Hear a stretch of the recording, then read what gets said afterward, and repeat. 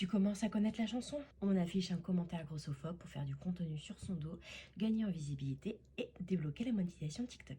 On va parler de la charge mentale qu'il y a autour des personnes grosses, donc dans mon cas, qui essayent de perdre de poids. Donc avant toute chose, grosse n'est pas une insulte, c'est un adjectif qualificatif, comme quand je dis que je suis petite, brune, magnifique, exceptionnelle et intelligente. Ouais. Si j'ai cheveux gonflés, c'est parce que la diète, elle a dit que j'avais de la rétention d'eau et pas pour autre chose. Ouais, donc les personnes grosses, en fait, subissent une énorme charge mentale, donc de leur propre part, mais surtout de la société. Cette charge mentale est polarisée autour de deux thèmes, ce qu'on mange et le sport qu'on fait ou qu'on ne fait pas. Il y a cette pensée collective qui fait croire que les personnes en surpoids sont des personnes fainéantes qui passent leur temps les fesses posées au fond de leur canapé à manger des fast-food dont McDo. Le sport, elles connaissent pas, l'alimentation, elles connaissent pas, voilà, ce genre de choses.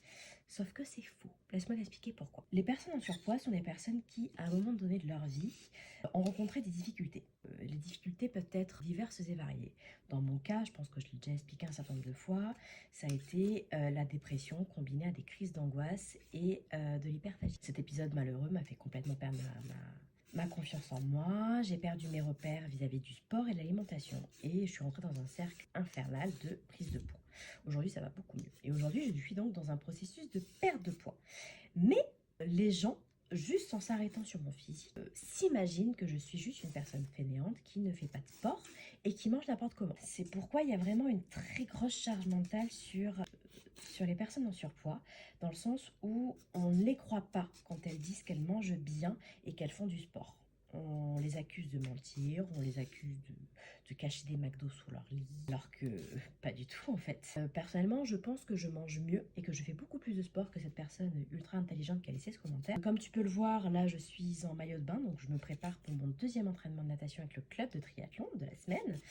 À côté de ça, depuis le début de la semaine, j'ai fait 2 séances d'entraînement de course à pied, 2 séances de renfort à la salle, une première séance de natation, RPM, ce qui fait que je suis déjà à 6 séances, si mes comptes sont bons. La 7e ce matin avec la natation, et demain il va me rester une séance run et un cours de danse de 2 heures.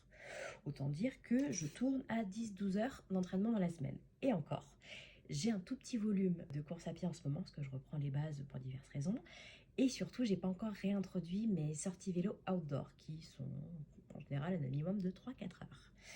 Donc je ne suis qu'à 10-12 heures par rapport à mon volume habituel. C'est quand même déjà pas mal. Côté alimentation, je suis suivie par une diète. Et typiquement, ce midi, moi, ce sera patate douce à la vapeur et omelette d'épinards. Clairement, je pense qu'effectivement, je passe plus de temps que cette personne en cuisine parce que, oui, il faut un peu plus de 10 minutes quand tu fais autre chose que des pâtes et un steak haché. Voilà, moi, je prends le temps de me cuisiner des choses saines et gourmandes qui me feront plaisir tout le long de ma perte de poids.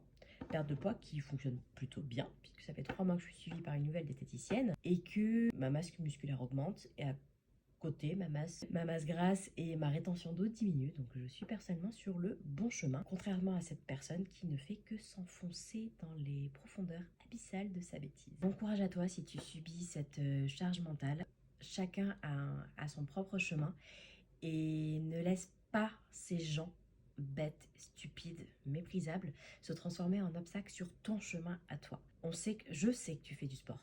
Je sais que tu fais ton mieux pour manger correctement. Mais je sais aussi que les résultats mettent du temps à arriver, qu'il ne faut jamais lâcher ses efforts, que les efforts se font dans la durée.